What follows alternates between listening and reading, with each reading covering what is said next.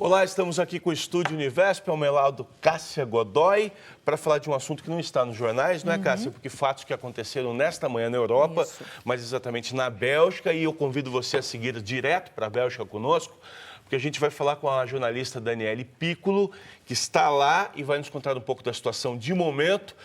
Daniele, bom dia. Antes de mais nada, que bom saber que você está bem, poder falar com você aqui. E eu queria começar te perguntando como vocês ficaram sabendo dos acontecimentos, como, claro, está o clima, como se passam as coisas agora aí em Bruxelas. Bom dia.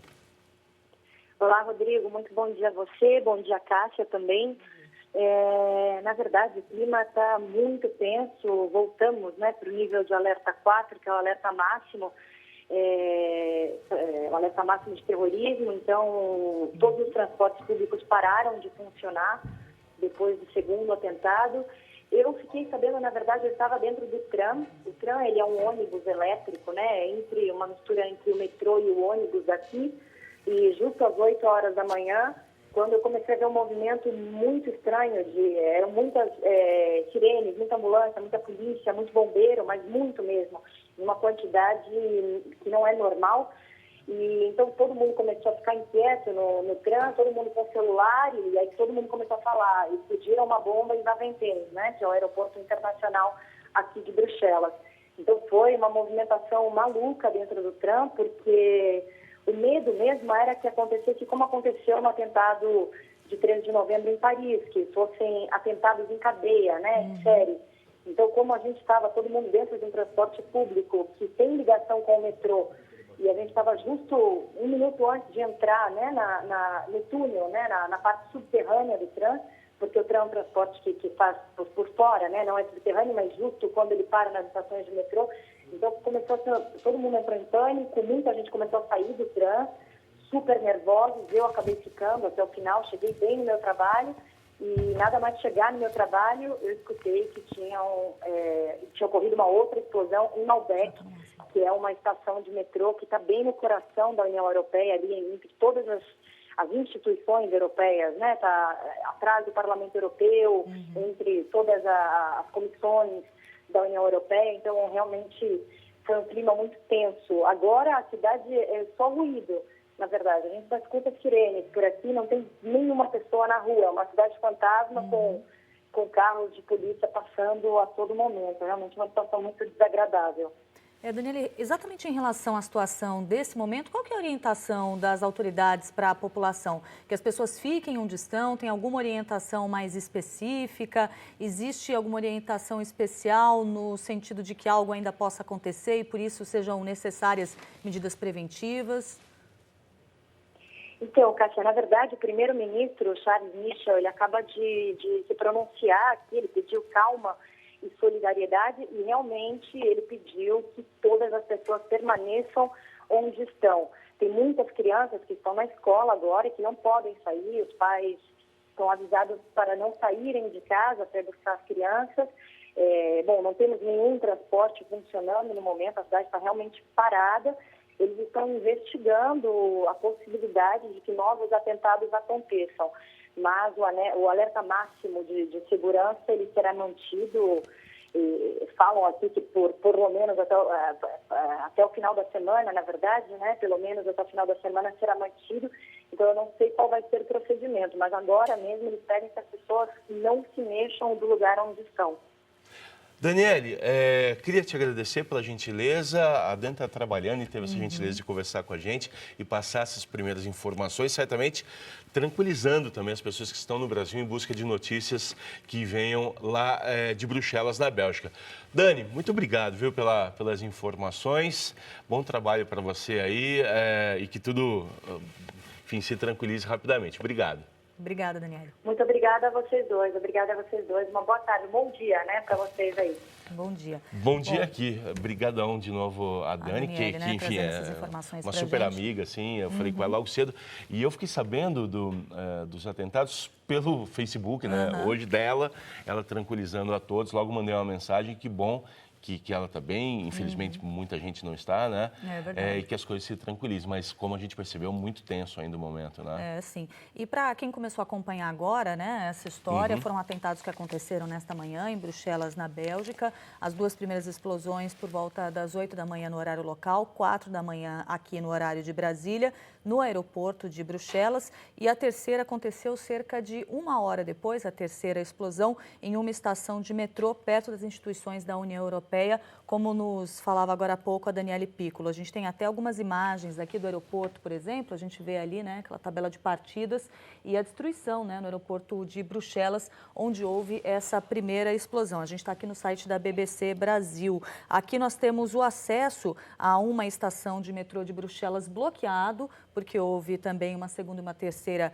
explosões em estações do metrô da cidade, né? Então o metrô acabou sendo todo interditado, e aí a gente tem uma das entradas justamente bloqueada, e a gente tem algumas pessoas do lado de fora do aeroporto de Bruxelas, aqui nessa terceira foto, né? Tentando provavelmente encontrar familiares, amigos que embarcariam ou desembarcariam. Claro, todo mundo preocupado, muita gente ali com o celular na mão, tentando conseguir mais informações depois que houve esses ataques. Aqui é um videozinho.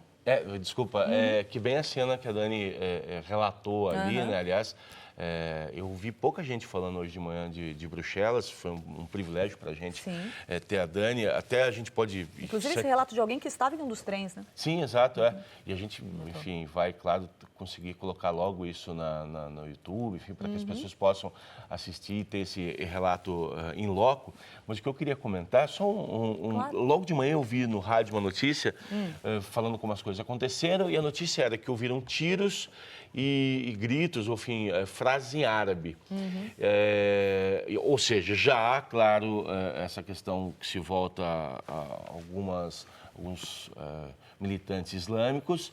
E eu me lembrei, Cássia, você sabe que tem esse fato, como a Dani relatou e você estava contando, de ter toda ali a questão da União Europeia em Bruxelas.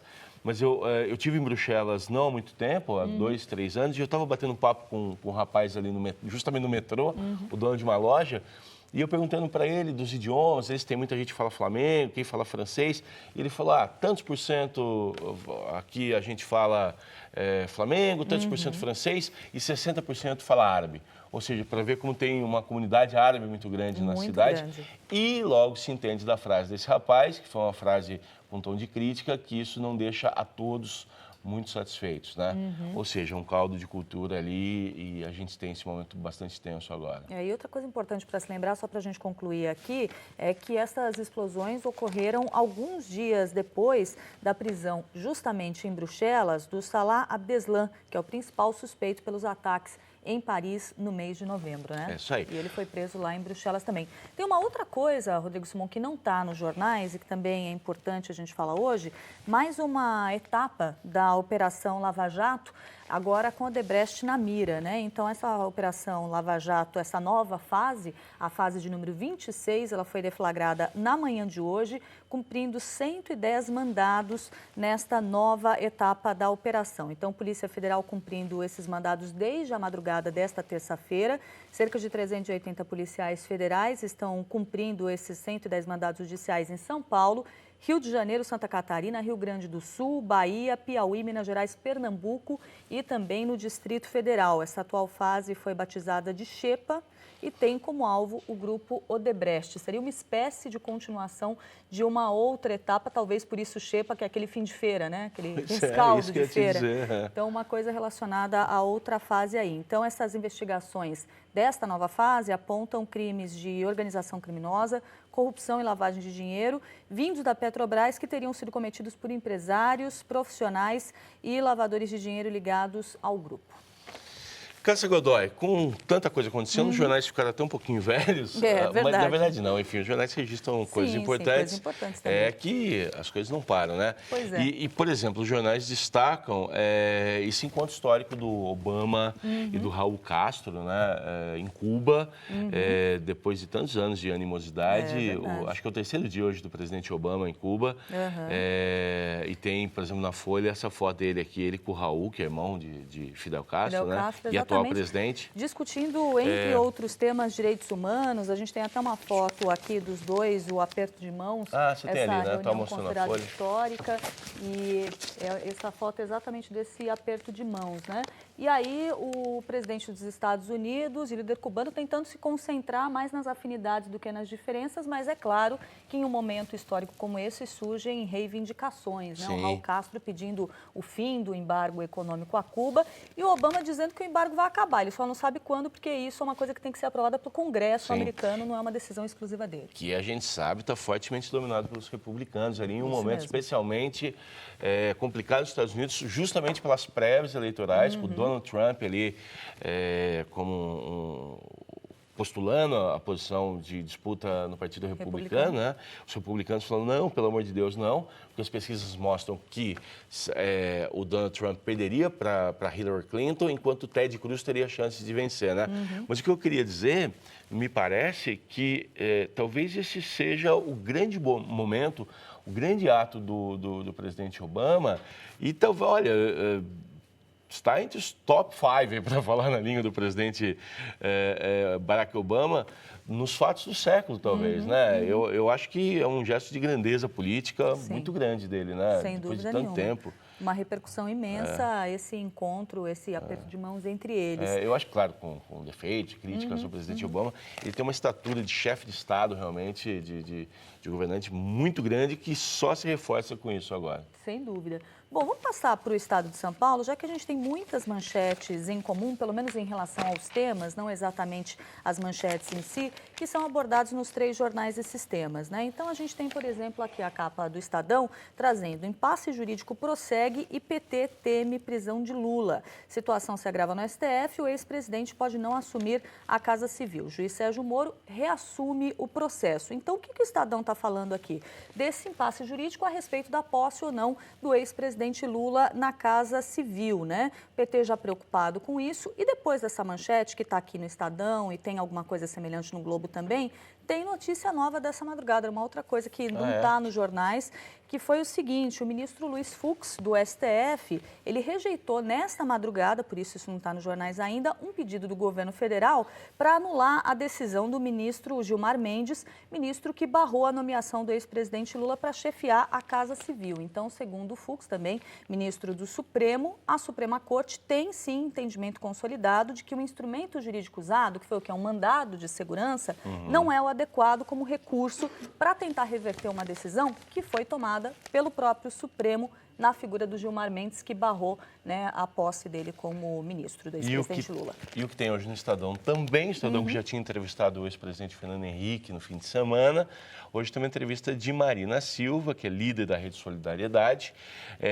e a manchete, lá com destaque ali, como a gente vê no telão, PMDB e PT são irmãos na crise, diz Marina Silva, e o Estadão destaca aqui dizendo que o eventual governo Michel Temer não teria legitimidade, pois seria irmão siamês da gestão Dilma e não teria adesão da Rede Solidariedade, diz Marina Silva, que deu entrevista ao Estadão e refutou o argumento de que o impeachment seria um golpe, mas insiste que o mais legítimo seria a cassação da chapa no TSE.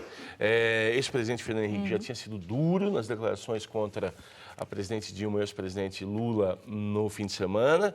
Marina parece também que nunca tinha sido tão dura assim em suas declarações aqui, dizendo que essa história de impeachment não é golpe, porque a resposta dos partidários do ex-presidente Lula e da presidente Dilma é o famoso grito, pode se chamar um grito de guerra, não vai ter golpe. Ela disse que isso não é golpe não, mas que o mais legítimo seria a cassação da chapa, ou seja, sairia Michel Temer também. Junto. Né? Exatamente. Bom, para a gente fechar aqui, tem uma manchete que está na capa do Estadão, está na capa do Globo também. Petrobras registrando um prejuízo recorde no ano de 2015, prejuízo da ordem de 34 bilhões e 800 milhões de reais. O pior resultado da história da empresa. Então, com essa notícia, a gente passa rapidinho pela capa do Globo, só para não dizer que a gente não passou por lá também, assim como pelos outros jornais. E a principal manchete do Globo, depois dessa da Petrobras que está em cima, um pouco maior, governo Jovem risco de derrota no impeachment, ainda falando desse assunto aí de um eventual afastamento da presidente da República. Então, com isso, a gente deu uma passada aqui pelos principais jornais, soube também da situação de momento em Bruxelas e é claro que a gente vai continuar acompanhando, né, isso tudo de perto. É isso aí, mas agora o Estúdio Univesp termina.